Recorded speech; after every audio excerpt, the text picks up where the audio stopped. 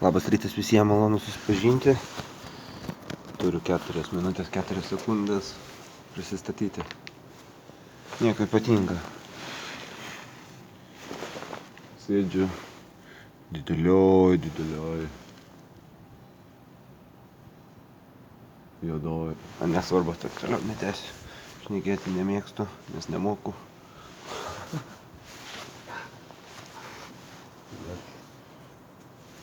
Siunčiu linkėjimus visiems kitą pusę ekrano.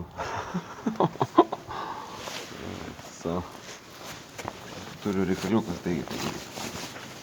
Labai gerai. Neatsilik labai. Supranti. Kiekvienas mes galime daryti savotiškai. Ir čia, žinai, dabar yra 4 ryto, kažkas tokio. Oslas, centras. Kaip taksioras. Valiu paturum. Nieko nesimatė, aišku. Švietimas, rytas. Taupom elektrą. Svarbiausia yra taupykite save, taupykite aplinką ir taupykite būtinai, kaip sakant, draugus. Dabar turiu biškį padaryti vieną dalyką. Vėl laiko, matai kiek laiko man, 2 minutės.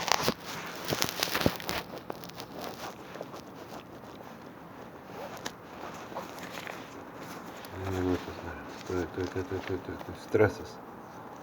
Labiausiai stresuoju, kai ateina akimirkos. Nežinai kaip paaiškinti.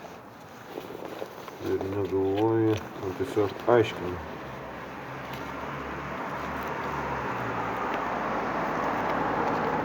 Kad triukšmas, kurį mes darome, kartais ne visada atrodo toks jau ypatingas. Bet tai, jeigu aš turiu didelę burną ir tik tai 21% jos naudoju, tai dabar panaudojau 50, tai dabar ant manęs galim pykt, kad triukšmauju.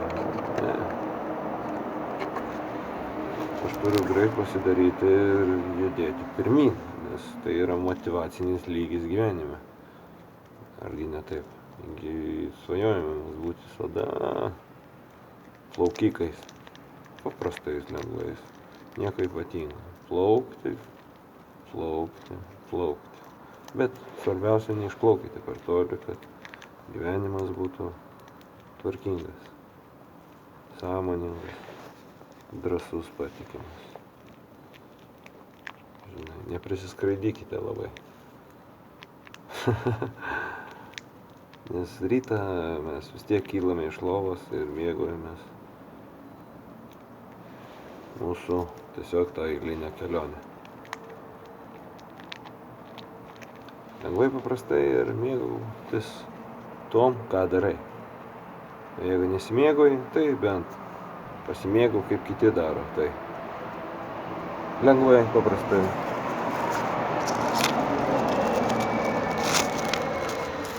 Be jokių kažkokių tai, žinai, kaip sakant. Kiti sako, iškarpyti, sukarpyti, kad padaryti yra labai lengva. O iš tikrųjų, realiai, teisingai, tvarkingai, neiškreiptai yra labai sudėtinga.